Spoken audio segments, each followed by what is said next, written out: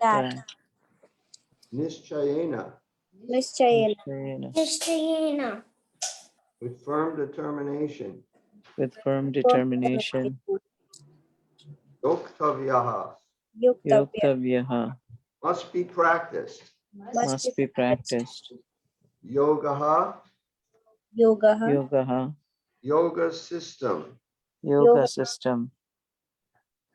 Anivina chetasa, Anirvina chetasa, without deviation. without deviation.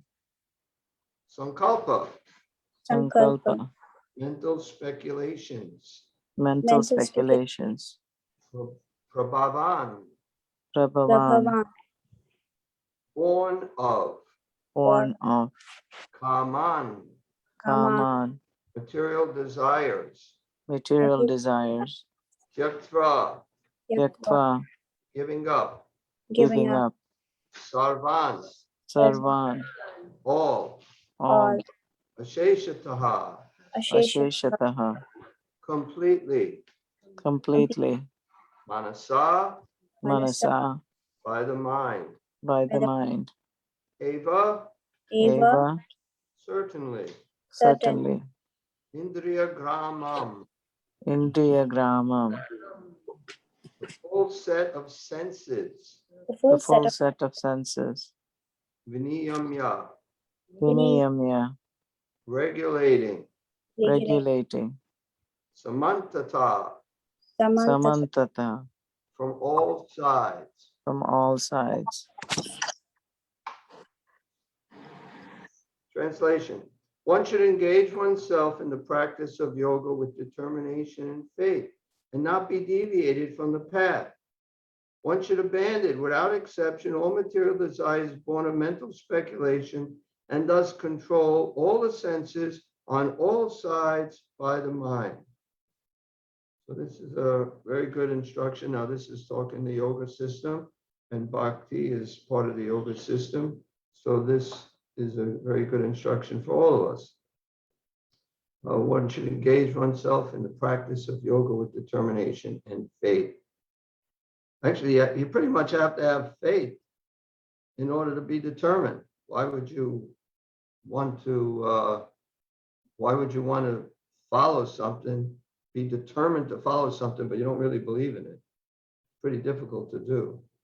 I remember that was a question I had when I first got into spiritual life. I started reading the Bible, and I went to this was on ship, and I went to the Latter-day Saints meeting, and they were talking all about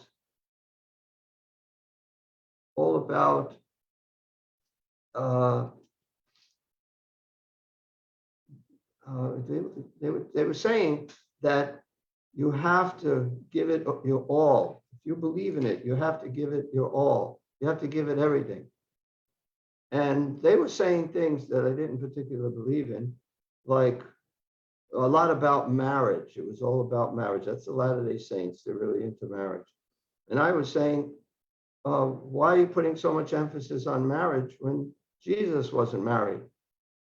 At least according to the Bible, he wasn't married. They don't show any indication that he was. Whether he was or not, I don't know. But they said, well, we believe he was. And then they said, so I didn't think that made much sense. But then they said, if you really believe in something, then you have to give it everything. I said, well, what if you don't believe in something? And this is on ship in the Navy. And they said, and it was in Vietnam also. And they said, well, if you don't believe in something, you shouldn't be doing it. So that's just like that. You have to believe in something in order to have determination. But if you don't believe in it, you shouldn't be doing it. So I said, I don't believe in this war. And they didn't like that. But one person who was a little smarter than the rest said, well, you signed your name, you signed a contract, you agreed to do this, so you should do it. And I pretty much felt that the same way. But anyway, the point I'm making, that was my first experience, that if you don't have faith in something, why should you do it? I was doing something I didn't have faith in. even though at one time I may have had faith in, but I lost my faith, but I was still had to stay. But same thing with Krishna consciousness. In order to be determined, you have to have faith. You have to believe it. You have to know that this will help me eventually. Maybe not immediately. Maybe I'm not going to. And it's also just like everything else in the material world, there's ups and downs. And in Krishna consciousness, the stock market starts out, I'm looking at my little page here, goes up and down, but then it gradually keeps going up, at least so far. Sometimes it crashes all the way and it goes back up and down. Our spiritual life is kind of a journey like that. And so we have to have faith that I'm not applying it. I'm not applying the process so well. I'm not as determined as I should be, but I keep trying. So we do have our determination in a certain way that I'm determined to do that. I actually looked some things up about the determination. Anyone who is steady in his determination for the advanced stage of spiritual realization and can equally tolerate the onslaughts of distress and happiness is certainly a person eligible for liberation. So we may not be up to that point yet. We may not be so determined that we never have any difficulty. This is the pure devotee. And there's pure devotee has many difficulties, but he's not disturbed by it. It doesn't affect his determination. Whereas us who are not so advanced spiritually, our determination may be affected.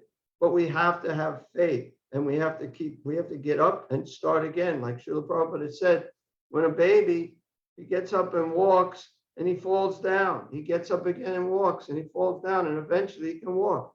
And he says, spiritually, we're like babies. We're just starting our spiritual journey. And we fall down sometimes. There's difficulties. There's no question. Without difficulties, then why wouldn't everybody do this? If it's just bliss and happiness, but there's some difficulties come in. Maya is testing us to see our determination. And our determination is there because we have faith. And without the faith, it's very difficult to be determined. There was no reason to be determined. One doesn't have faith. There's another statement in Bhagavad Gita 256, success or no success. A Krishna conscious person is always steady in his determination. Steady in his determination. Determination is I'm just determined. But I made up my mind that this is the best thing I should be doing, the only thing I should be doing. I'm determined in that way. I want to do this. I want to perfect my life doing this more than I do want to have a great materially successful life. I want a materially successful life, sure, it's fine. But I don't want it as much as I want a successful spiritual life. So that's where determination comes in. We have to become determined one way or the other. There's another thing in Bhagavad Gita 16:1. 16:1, it's a few verses. Achapalam, determination, means that one should not be agitated or frustrated in some attempt. So we shouldn't be agitated or frustrated. In other words, we might not be able to do it, but we shouldn't be frustrated about it. There may be failure in some attempt, but one should not be sorry for that. He should make progress with patience and determination. So sometimes there's failure, even though we're trying really hard. We're not doing that well. And there may be some failure, but we should be determined. I'm just going to keep trying. I don't have much choice. What do I have a choice of? This is all there is Krishna consciousness. So I have to become determined that I'm going to keep doing it. I'm going to keep trying. Even if I have some fall down, some difficulty, I'm not able to do everything I'm supposed to do, whatever it might be.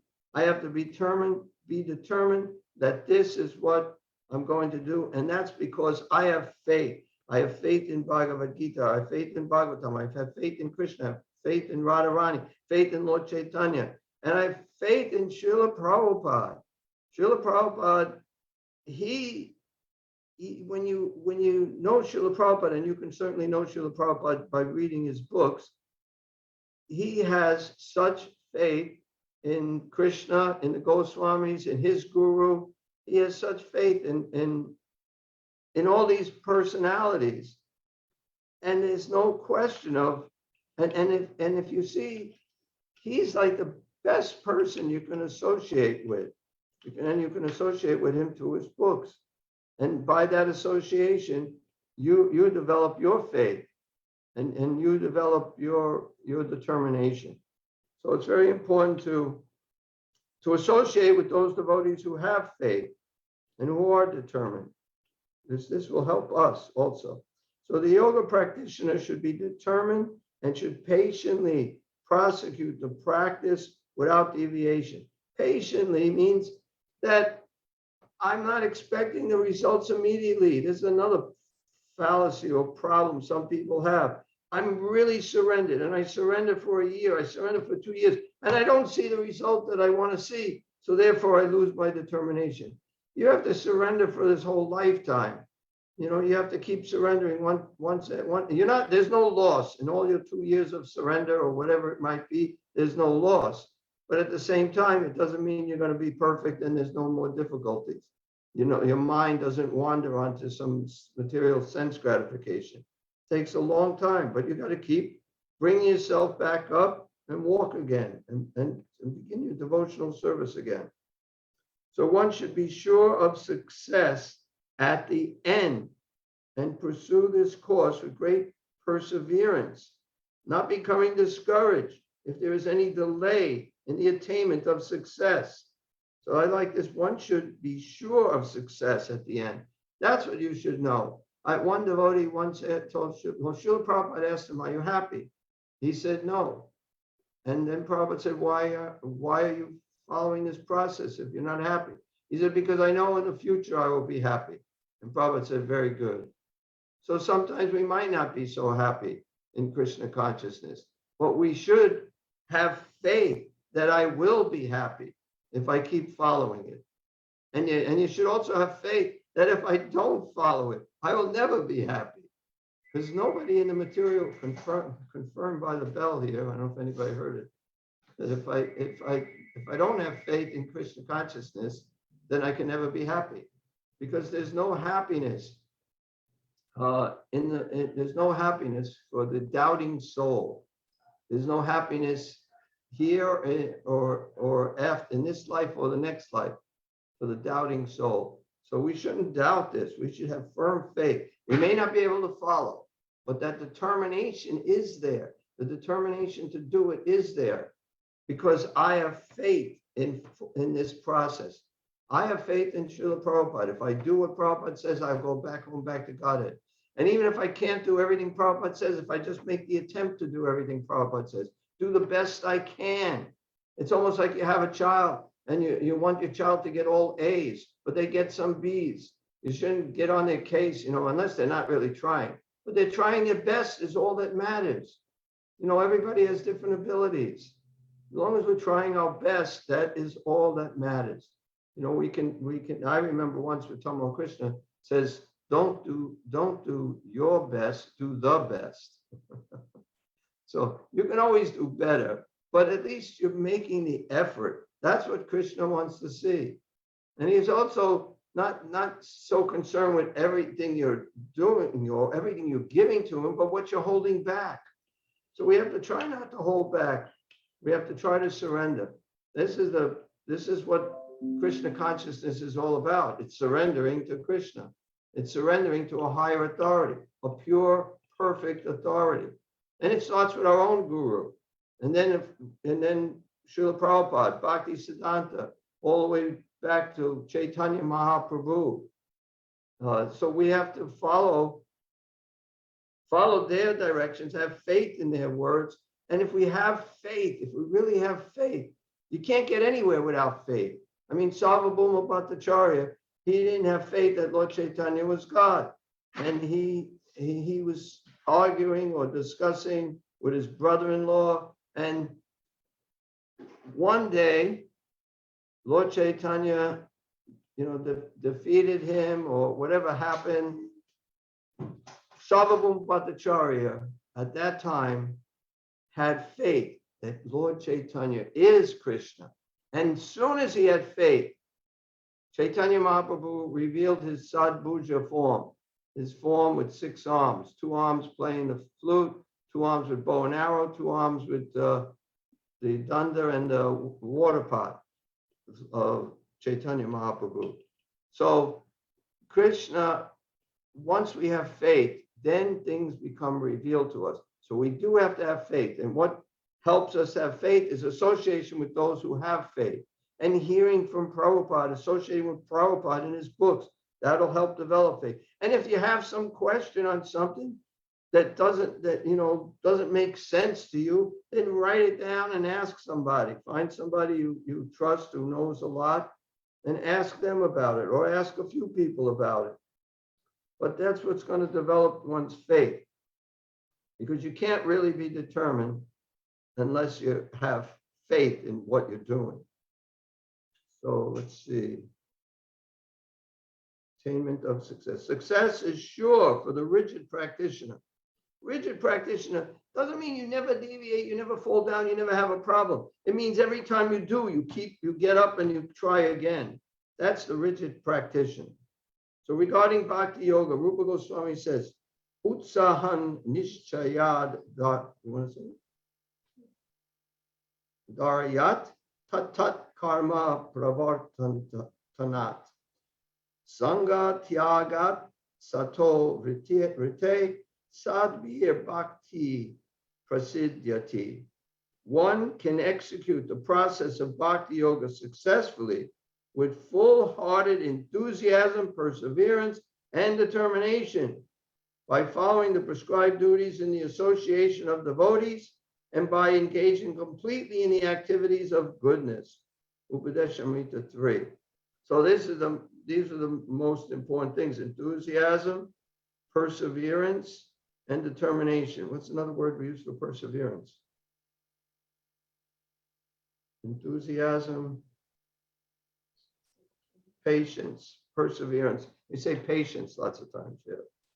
Patience. In other words, I'm enthusiastic, but then I want the results right away. That's not going to help us. We have to be patient. We have to be enthusiastic, determined, and patient. Don't expect you're going to get pure overnight or over a year, over 5 years. You get purified gradually, yes. There is definitely a difference in every one of us from the beginning of our spiritual life to where we are now. We have made progress. And we have to have faith we made progress. Even though we may see we're having difficulties, we have to have faith we are making progress. That's another thing. We can't think that, I don't think I've made any progress. I'm the same as I ever was. What's the use? No, you are making progress. I know I can see a big difference from myself in just my, just chanting. My mind doesn't wander as much. It still wanders, but not as much. So, as for determination, one should follow the example of the sparrow who lost her eggs in the waves of the ocean. How many people know that story of the sparrow? I imagine everybody does, but maybe not. Raise your hand. No, nobody knows. Okay. What? Oh yeah, we got Padma Lochini. We got 2 people. Anyway, for those who know it, we're going to tell you again, because you can never hear enough of these things. It's really important. A sparrow laid her eggs on the shore of the ocean, but the big ocean carried away the eggs on its waves.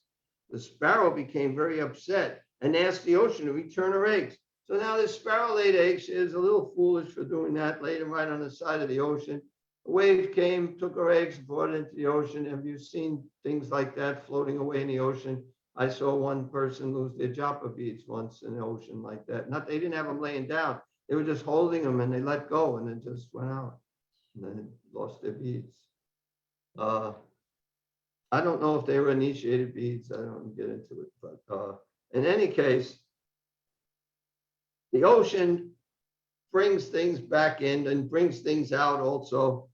But this sparrow is really upset with the ocean for taking her eggs. So the ocean, when it became upset, it asked the ocean to return her eggs. The ocean did not even consider her appeal. Like, you're ridiculous. So the sparrow decided to dry up the ocean. Now, There's no way a sparrow is going to dry up the ocean. In her beak, she took one little drop of water and brought it somewhere else, and then it evaporated. And then and she's taking one drop at a time, moving it. So she began to pick out the water in her small beak, and everyone laughed at her for her impossible determination. It's impossible to do, but she was determined. She's going to try to get her eggs back. Of course, this is another example of attachment too. but at the same time, this is a good example of how we should be determined. Even if it seems impossible, we have to keep trying. The news of her activities spread, and at last Garuda, the gigantic bird carrier of Lord Vishnu, heard it. He became compassionate toward her small sister bird, and so he came to see the sparrow. Garuda was very pleased by the determination of the small sparrow, and he promised to help. Thus, Garuda at once asked the ocean to return her eggs, lest he himself take up the work of the sparrow. The ocean was frightened at this and returned the eggs. Thus, the sparrow became happy by the grace of Garuda. So that's the example of determination. Even if it seems impossible, if we're determined, we keep trying, then by Krishna's grace, the impossible becomes possible. Prabhupada says impossible is a word in a fool's dictionary. So anything is possible. Even I can become purified. All I have to do is be determined. This is the process, and try to follow it to the best I can, or follow it at least better than I'm following it. And that's determination. So we have to become determined, and we have to have faith. I think the faith part, everybody on here has faith, but now we have to become more determined. And determined. Prabhupada has given us so many things. We have so much service we can do. And the main thing Prabhupada wanted us to do, he's gonna take us back home, back to Godhead. And now all he's asking us is to try to help other people to get back home, back to Godhead. So that's what we have to do. Distribute his books, preach Krishna consciousness, try to help others to also go back home, back to Godhead. Try to get others to get initiated, etc. I'm not mentioning anybody's name. But so similarly, the practice of yoga, especially bhakti yoga and Krishna consciousness, may appear to be a very difficult job. But if anyone follows the principles with great determination, the Lord will surely help. For God helps those who help themselves. Perfect ending to this purport. He's quoting from the Bible, but it's a fact that God helps those who help themselves. In other words, I want something. You have to show Krishna you want it by your actions, not just by your words. Oh, I really want this. I really want to be rich, but I don't do anything. If I really want to be rich, I try to make money. I figure out how I can make money. If I'm not doing that, then I don't really have such a determination to become rich. If I really want Krishna consciousness, I don't just talk about, wish I was Krishna conscious. I try to do something. And Prabhupada has given us so many things to do. There's so much service to do in Krishna consciousness. We can all engage in this devotional service. There's chanting. We have so much chanting. We have to do so many rounds every day. There's taking prasadam. We have to offer our food every day. We shouldn't eat anything unless it's first offered to Krishna. Whatever love and devotion we have, Krishna said, with love and devotion, I accept. Even if I don't have much love and devotion, whatever little bit I have, use that and offer it to Krishna. Just the basic things. And then we come to the temple. Everybody does service. We do different service at the temple. We got so much to do with cooking, with flowers, and book distribution. We can try to assist in that, cleaning. There's just so many things we can be doing in Krishna's service. When you clean the temple, you clean your heart. There's so many things Prabhupada has said. So we can take advantage of this. And it's so wonderful that Prabhupada didn't just give us all these books and all this philosophy and all these wonderful things and not give us temples. He gave us temples. He gave us books. He gave us everything we can fully engage. There's more service than you can do. So there's no lack of service. Somebody wants something to do. If you're determined, Krishna will definitely help you to do some service. So he's created temples where you can meet really, really nice, wonderful, wonderful devotees, wonderful people, the best people in the world. And sometimes we can't even get along with the best people in the world, but if you keep trying. If you can't get along, I mean, they're devotees, because we're people, we all still have some false egos. Sometimes false egos collide, and it's a little difficulty. But we have to keep trying. That's the important thing. That's the determination. We don't get discouraged. Even if there's somebody that's, a devotee, very puffed up, and you have to deal with them, you just deal with them best you can. Devotees are all different. But they are the best people you can associate with. I mean, people who come to our temple, I haven't heard complaints, at least not recently. Years ago, I heard some, but they may have also been just a person. But,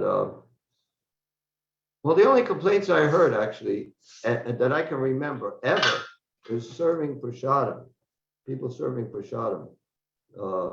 Like if somebody wanted some more, they wouldn't give them some more. You give them some more, they want some more. What's the big deal? And, even if there's not a lot, you just give them a little bit more.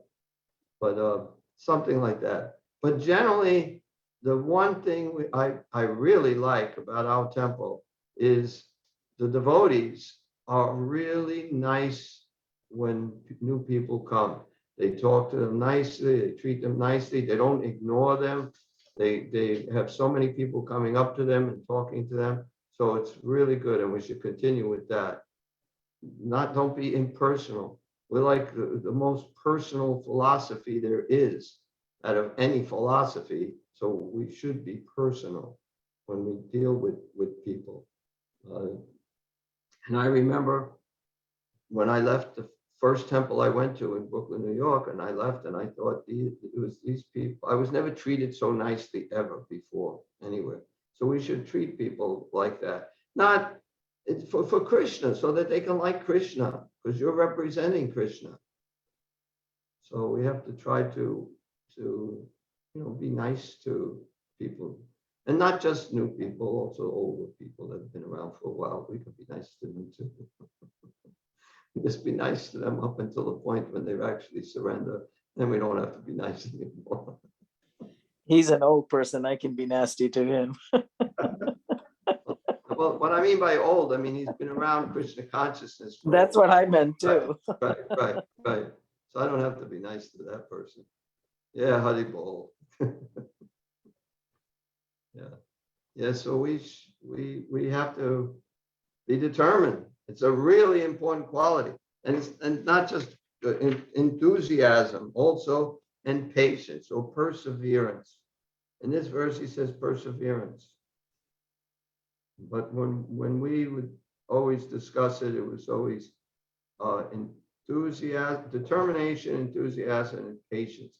Patience is like the last thing, because you can't just be enthusiastic and then you don't get a result and you're just giving up.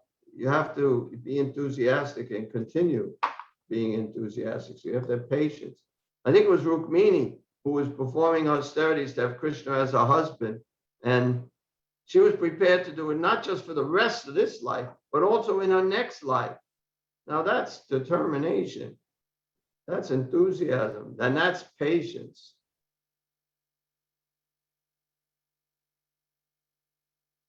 Oh, is my voice breaking up? Because I have this, I just look at this thing just now. Now it's better, Prabhu. Oh, okay, anyway, be patient. My voice will get better. I don't think my voice is ever going to get better. I actually called the long time ago, I called the library. And as soon as I started talking, they knew who I was, because I have a very recognizable voice. And it's not because it's so beautiful and sweet. So let's see, does anyone have any questions? I definitely went over a lot of things. I'm hoping someone has some question. I have a question. Very good, thank you. So sometimes when a lot of things are going wrong in our lives, we kind of get angry with Krishna, like, like as if, why is Krishna doing this to me? It's not true, but you still kind of feel angry, Oh, why? So how do you deal with that? Well, if you're going to get angry with somebody, it's best to get angry with Krishna. Because it's still Krishna conscious. At least it's almost like a child with a parent. Exactly. Yeah, it's like a child with a parent. You know that the parent is in charge, and you're getting angry is meaningless. You still get angry. Because you can't do what you want to do. Things ain't working out the way you like it. Exactly. It's their fault, not your fault. It's foolish, but at the same time, if you really think about it, at least Here I'm trying to serve you and everything is going wrong. Right. I quit. I quit. Bhakti Siddhanta, when he initiated someone as a sannyasi, and then that sannyasi fell down, and Bhakti Siddhanta told Krishna, he said, why did you inspire me to give him sannyas, to offer him sannyas, if you knew that he was going to fall down? He said, I quit. Bhakti Siddhanta said that. So it's in our tradition. It's in our tradition. Okay, I feel like that sometimes, so I guess I'm following in our tradition. Of course, it didn't change anything. I know it's not going to change anything, but I still feel that way. No. I'm saying it didn't change anything the way Bhakti Siddhanta continued serving Krishna. Oh, I see. Oh, well, that may not quite be the case with me. Well, you want to be like that? Two can play this game. What are you going to do now, huh? I'm not feeding you. Not getting up in the morning for you. Right. Take care of yourself. Actually, Vamsi Das Babaji, he was in the parental. Can you say it louder so they can hear? Vamsi Das Babaji was in a parental mood Can't see you with at all. Krishna. That's okay. And he would get angry with Krishna if he had silver cups for the deities and someone stole them. And he got angry with the deities and said, I'm not getting you new ones. You let someone steal them, I'm not getting you new ones. And they brought it back, right? I think they brought them back. I don't remember that part. Yeah, I think one person brought it back and then somehow the other person brought it too, I think. Yeah. Oh, Jiva has a question. So could you say that our love for Krishna, love for God, reflects on how we treat others? Because if our love for God is fully awakened, we'll automatically love everyone. Like that person told Prabhupada, everyone loves you. And he said, that's because I love everyone. Because he loves Krishna. So could we see that if we're Of not course. treating others properly, Of then course. something's wrong with our. Yeah, there's some, we're doing a lot of things we can see that something's wrong with us. But of course, if you really love Krishna, you also love all his parts and parcels. Yeah. That's a very advanced stage, but we hope to come there sometime. And you can come there, and we have to have faith that I can come to that point by just continuing this process, by trying to surrender, make an effort to, find out what Srila Prabhupada wants me to do and try to do that. So, yeah, we can definitely perfect our lives, even though we're not at the point now of loving everybody. We get somebody somebody cuts you off while you're driving, you don't really love that person too much. We can practice. You can practice. I love you. And possibly thinking, oh, maybe they had a hard day, maybe they got to get somewhere real quickly. Anyway, you don't have to think anything. You just go on. Or you could think that this person is suffering so much, is so distressed, so they just can't help themselves. Just every little thing bothers them because it's the material world and they're not surrendering to Krishna. And we're surrendering to Krishna and things still bother us. Imagine if we're not. I can't imagine life, how horrible life is. It's either you're in complete illusion, then you could be happy if you're totally in illusion. But if you're not in complete illusion, you can't be happy in this material world at all without Krishna. There's nothing. What's going to make you happy? You can have so much money. It's not going to make you happy. I mean, it really isn't. What are you going to do? Oh, well, I'll do this, I'll do that. You'll just be in illusion, forgetting reality. Then you could be happy. That might be able to help you to forget reality. But there's an awful lot of rich people that commit suicide, not because they're ecstatic, but they're not happy. So these simple steps, this is a very practical verse that if we just follow these simple things, determined, enthusiastic, and patient, if we just have those three qualities, we will completely perfect our lives. And we should be able to do it in this one lifetime. Determination comes when there's difficulties. Determination, when everything is going wonderful, it's easy to be determined. But to show, you have to be determined even when there's ups and downs, and happiness and distress. We have to be, matras pashas to kanteya shitoshna sukadukada gama painonityas tamsatikshasu bharata. That the temporary, we have this temporary happiness and distress, and we should be determined. We shouldn't be affected by this temporary happiness and distress. It's like the seasons, it comes and goes, winter and summer seasons. So you just have to continue with your service no matter what the difficulties are. And the difficulties are happiness too, material happiness. It says the temporary happiness and distress, comes and goes. Spiritual happiness is always there. So the happiness that comes and goes, we shouldn't be affected by it. We should know it's okay right now. I'm happy. It ain't going to last. Don't think it's going to last. If it's material happiness, it 100% will not last. And the same thing with distress. When we're happy, we don't think generally that, we don't think it's going to end. We might think it's going to end. We know it's going to end. So then when we know it's going to end, we're not as happy about it. But when we're distressed, we generally think it's eternal.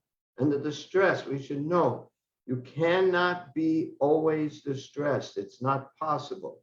There's going to be relief from the distress, just that there's going to be relief from the happiness. They come and go. And we have to accept that. It's a fact. And we do experience that. Everyone who goes through life experiences happiness and distress. The distress is not eternal. The happiness is not eternal. Material happiness and material distress are some temporary things. And even though I'm happy, I still do my service. Even though I'm distressed, I still do my service. So we don't get affected by those things. So that's determination. So I like this verse because it's a very practical verse that we can all learn from it and apply it to our lives. And by applying it to our lives, we can perfect our lives. And this is just one verse. And Prabhupada's given so many verses, so many books, so many purports. It's not just a verse, it's the purport. You know, he gives the Upadeshamrita quote from in the purport. He gives the story about the determined sparrow in the purport. He gives so much in the purport. Purports are more important than the verses, at least according to Srila Prabhupada, and we accept Srila Prabhupada as the authority. Even the Bhagavad Gita, at one point he said, well, you can just use their verses and then I'll just explain it, you know. Some other book, but that would be plagiarism. Plagiarism. But Prabhupada wasn't thinking at all like that at the time of plagiarism. You can't do that. But that's the importance of the purports. How the purports are the main thing. Even when I read the verses, the first time I was reading Bhagavad Gita, when I say the first time, the first few weeks, I was reading it every day for a while. And I understood the verses, but in an impersonal way, because I was an impersonalist. And then I read Prabhupada's purports, and I could not figure out how did he get that from that. Doesn't say anything like that. That's what I thought, but I kept reading it. And then finally, when I understood that Krishna is a person, then everything fell in place. That was about 3 weeks. 3 weeks of reading Bhagavad Gita every day and reading Krishna book every day. Both books I'm reading, and I didn't know Krishna was a person. It's like amazing how you can have some idea, and no matter how much you hear about other things, it just doesn't register. That's why Prabhupada found it easier to preach Krishna consciousness in the West, because we had no preconceived ideas. Whereas with Indians, they have so many preconceived ideas. But of course, many are becoming great devotees and accepting, you know, what Prabhupada says and understanding what Prabhupada says.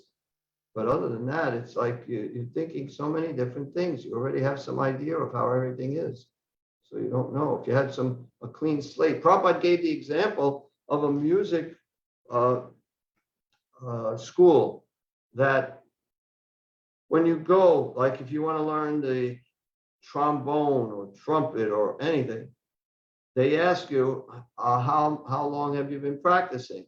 Oh, I've been practicing 5 years.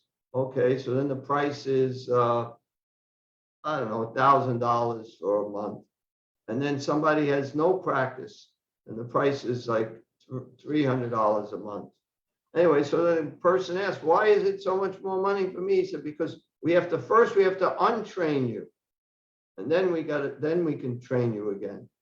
So it's a process of untraining people who have preconceived ideas.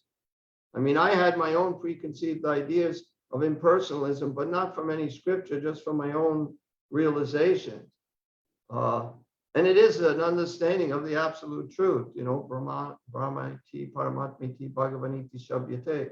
So we do know that Brahman is an aspect of the absolute truth, but I didn't know anything about, and I didn't get it from any books. I just got it from my own experience, trying to understand the absolute truth. So it took me about 3 weeks of reading every day and going to the Sunday feast every week before I finally was eating. We were taking prasadam after the program, and he said something, and I said, you mean Krishna is a person? And he said, yes. And then I said, oh, then it made sense. So I had preconceived ideas, but I got rid of them after 3 weeks. Okay, any other questions? Come on, let's hear something about determination.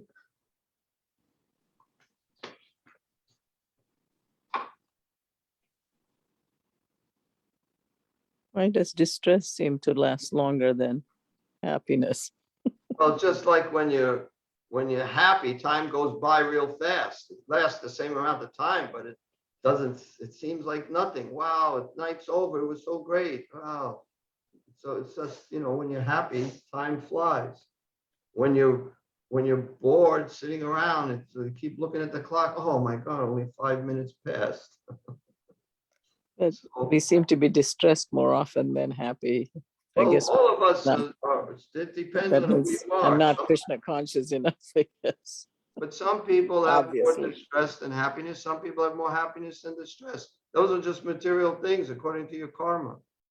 So it's not like we all get the same amount, but we do all get happiness and distress. We may get more of one than the other because of our past previous activities, but we're still gonna, it's still temporary. It's gonna end. That's the point. I mean, people commit suicide because they're distressed.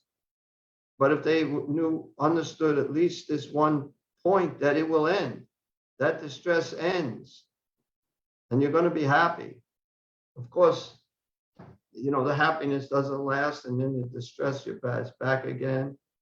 I mean, in the material world, I sometimes wonder why everyone without Krishna consciousness or God consciousness, someone who's a real Christian, there's some reason to live. Otherwise, I don't see any reason why people don't all kill themselves. It's like, why are they not committing suicide? It's like so horrible, this world, without God. What's the whole purpose? There's nothing here. But the materialists is people think we are nuts. Yeah, of course they think we're nuts. Because we're giving up all the things that they like. We're giving them up. Exactly. Yeah, so it seems, but we have param drisvarne vartate. We have a higher taste, something better than what they have. They just have they have the same taste that a dog has. They enjoy the Try same. telling them that. I do.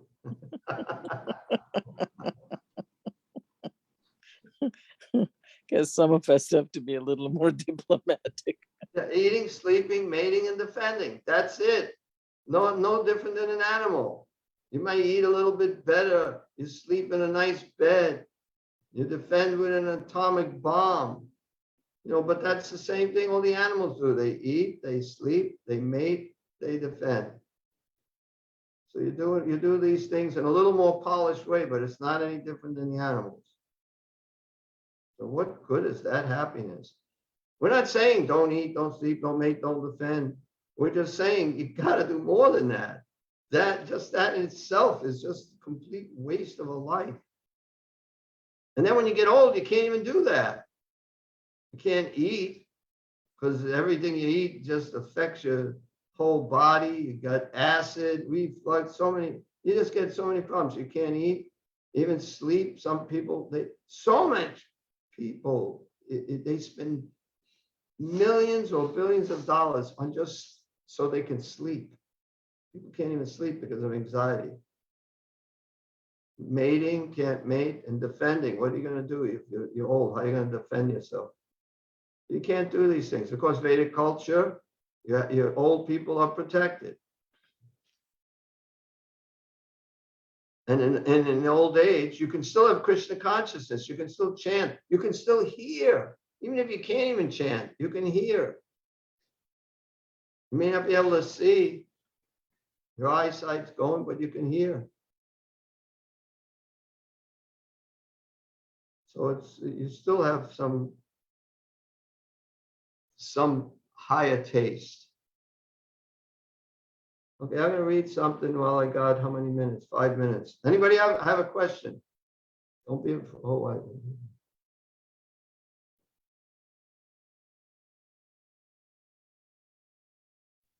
Hare Krishna Prabhu, Dandavat, Jai Sri Prabhupada. This is Omio. Can you hear me? I can hear you, Omio. Okay, Prabhu. Thank you. I have a question. You mentioned, Prabhu, when you first came to Krishna consciousness, you read Bhagavad Gita for 3 weeks, but that time, my understanding, you didn't have anything, like you didn't have any background on Krishna consciousness. And you also mentioned it didn't make sense to you because you did not know that Krishna is a person. So how did you, I was wondering, how did you, keep reading and keep coming? Because say if I'm introduced to a new program. Okay, I already had some realization. Krishna had, well, I can tell you is, I had some strange things happen, but I remember, okay, I was very much into spiritual life. I was first trying to follow Jesus, and I was still trying to follow Jesus. It wasn't like I gave up following Jesus, but I was also trying out so many different things, so many different religions. Anything I found wrong, I would reject. I was reading a book by an impersonalist yogi, Paramahansa Yogananda, and the name of the book was Metaphysical Meditations. And I was actually on the subway while I was reading this book. I don't know where I was going, where it was coming from, but the New York subway.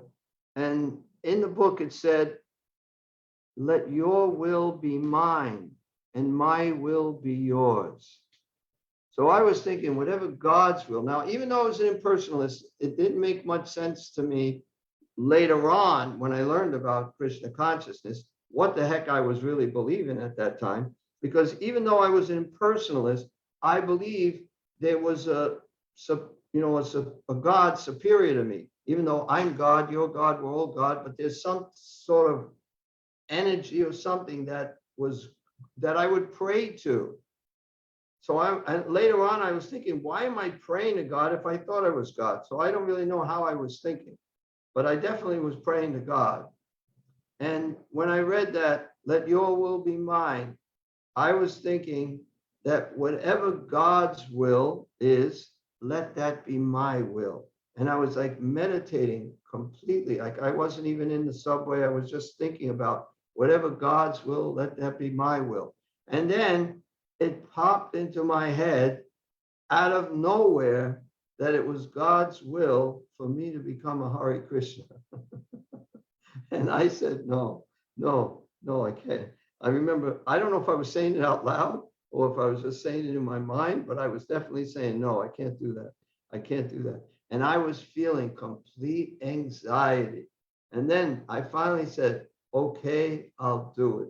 And then I felt complete bliss.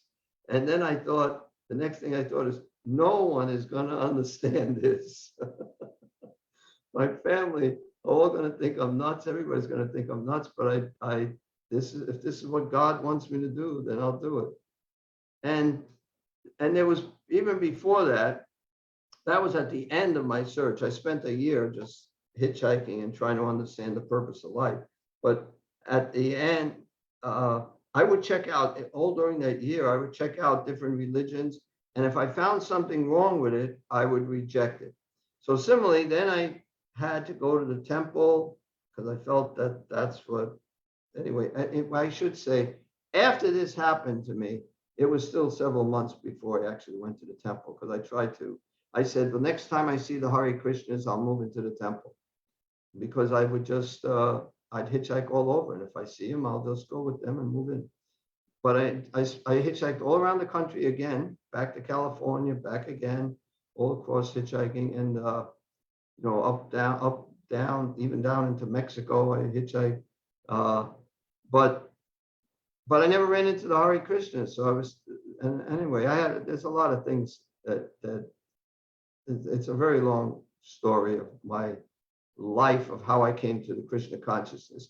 But I knew that Krishna consciousness was the highest, and that's what I should do. And then when I investigated Krishna consciousness, when I actually went to the temple and started going and questioning everything, I had so many questions, and all the answers were really good. They all made perfect logical sense. And every other religion that I questioned, there was things in it that didn't make sense. So I would reject it. And I thought if it's coming from God, it has to be perfect. And if it's not completely perfect, then I'm not gonna accept it. But Krishna consciousness was completely perfect, everything. This was before I moved into the temple. I did do a thorough investigation. And then I knew I had to do it. There's a whole bunch of things, but we don't have time. But anyway, so I was pretty well convinced because of the logic and reason behind Krishna consciousness that this was the right thing to do. And because I had that realization of this is God's will. He wants me to do this. I don't know why he wants me to do this, but if I have to do it to surrender to him, then I'll do it. I had other realizations too. Like I didn't want to join the movement. I definitely didn't want to join the movement. One of the big reasons I didn't want to join is I didn't want to wear a dress. That's what I thought. I don't want to wear a dress. I even had long hair, and to show God that I'll cut my hair if that's what you want me to do. And I cut off all my hair. I tried to see if I could get a different way to not join the movement. I thought maybe that's what he wanted me to do because I'm attached to my hair. But he wanted more than that. He wanted more than my hair.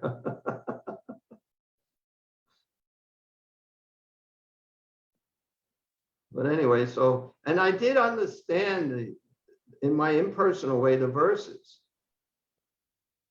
I even remember the picture of Krishna looking, with at the Aghasura demon, and he's bewildered as to what to do. And I couldn't understand. How can he be bewildered? He's God. It's like, why does he know what to do? He should know everything. Because it wasn't very personal.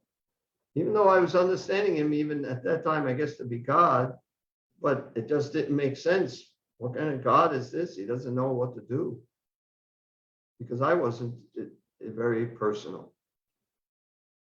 Although I was very personal with people. I find that impersonalists generally seem to be very personal when dealing with people. And sometimes devotees tend to be a little impersonal.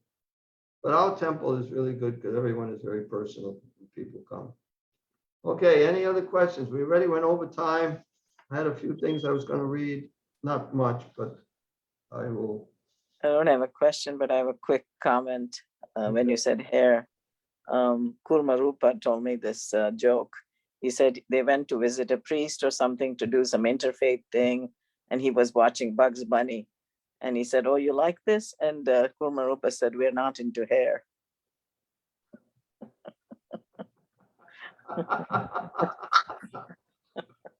When I was an impersonalist, I went, well, I had a girlfriend and she thought I was getting really weird, and I was. And she wanted us to talk to a priest because I had my whole idea of I'm God, you're God, we're all God. So I went to the priest and basically I explained to the Catholic priest, how I believed at we're all God.